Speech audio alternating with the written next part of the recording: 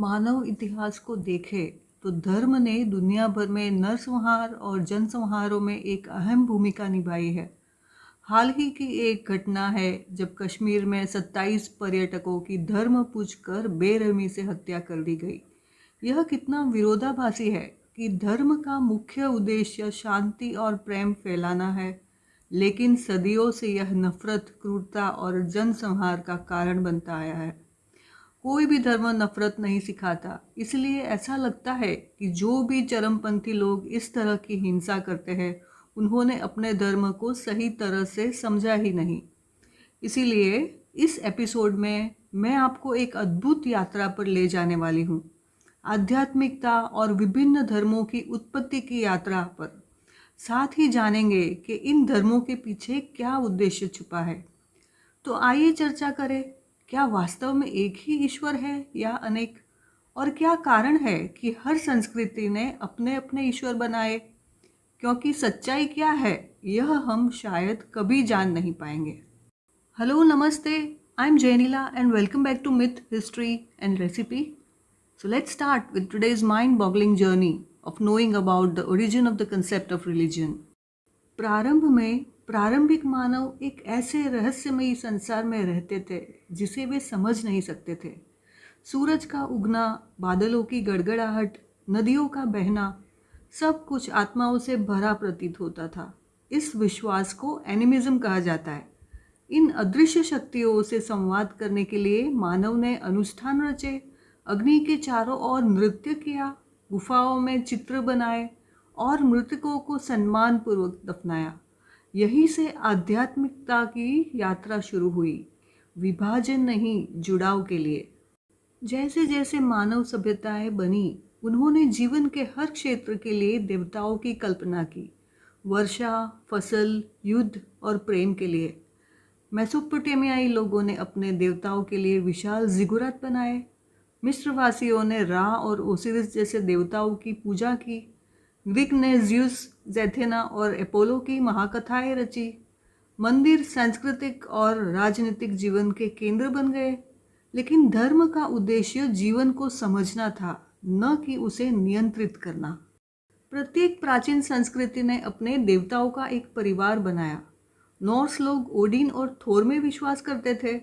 हिंदू ब्रह्मा, विष्णु और महेश की पूजा करते थे। एस्टेक लोग क्वोट्ज़िलकोट्ल को पूजते थे। मिथक जीवन के रहस्यों की व्याख्या करते थे, सर्जन, मृत्यु, ऋतुएं और मानव व्यवहार।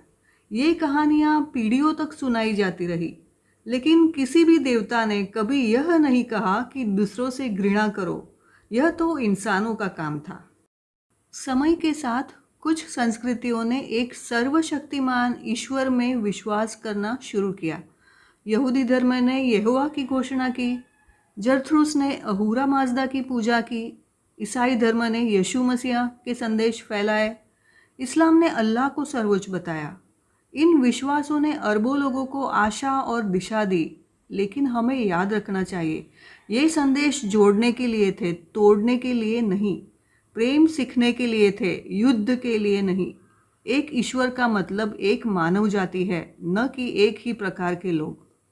धर्म ने साम्राज्य बनाए, सभ्यताओं को आकार दिया। उसने अद्भुत कला, संगीत और कानून की प्रेरणा दी, लेकिन यह विभाजन का कारण भी बना। धार्मिक युद्ध, नरसंहार, जबरन धर्मांतरण, ये आस्था के नहीं बल्कि भय और सत्ता के कार्य थे। सच्चा धर्म रक्त नहीं चाहता, वह समझ चाहता है। आगे चल के विज्ञान और दर्शन ने अंधविश्वास को चुनौती दी, फिर भी आस्था के साथ सह अस्तित्व में रहे। न्यूटन, गैलीलियो जैसे वैज्ञानिकों ने ईश्वर की रचना को समझने का प्रयास किया। समाज के विकास के साथ बुद्ध, नानक, ल्यूथर और गांधी जैसे सुधारक सामने आए, जिन्होंने प्रेम और करुणा को सत्ता से ऊपर रखा। विश्वास और तर्क के बीच का पुल आज भी सम्मानजनक संवाद से बन रहा है। क्या कई देवता है या केवल एक? ये हमेशा धर्मों के बीच की चर्चा का एक कारण रहा है। शायद इसका उत्तर इतना महत्वपूर्ण नहीं है जितना यह कि हम एक दूसरे से कैसे व्यवहार करते हैं। हर धर्म प्रेम सिखाता है, फिर भी उसके नाम पर लाखों मारे गए। शायद सच्चा ईश्वर न मंदिर में है, न किताबों में, वह करुणा में है। अगर हम ईश्वर के नाम पर हत्या करते हैं तो हम उसकी दिव्यता को खो देते हैं। अब रहा प्रश्न ये कि दुनिया में हर जगह अलग अलग भगवान क्यों है। तो मुझे लगता है इसका उत्तर सिर्फ इतना है कि जैसे हमारे खाने पीने रहन सहन सबके दुनिया में अलग अलग है, हमारी भौगोलिक स्थिति भी अलग अलग है, उसी तरह से हमारे भगवान की कल्पना भी अलग अलग है। तो इसमें हमें कोई आपत्ति होनी नहीं चाहिए और एक दूसरे के भगवान को नीचा नहीं दिखाना चाहिए और दुनिया में भाईचारे के साथ रहना चाहिए। तो ये था हमारा दुनिया में धर्म की उत्पत्ति कैसे हुई और उसका ध्येय क्या है वो समझाता हुआ वीडियो। हमने ये दुनिया में भाईचारे का संदेश फैलाने के लिए बनाया है। अगर आप हमारे इस मकसद में सहभागी बनना चाहते हैं तो हमारे ये वीडियो ज़रूर दूसरों के साथ शेयर कीजिए और हमारी चैनल को ज़रूर सब्सक्राइब और लाइक कीजिए। Thank you.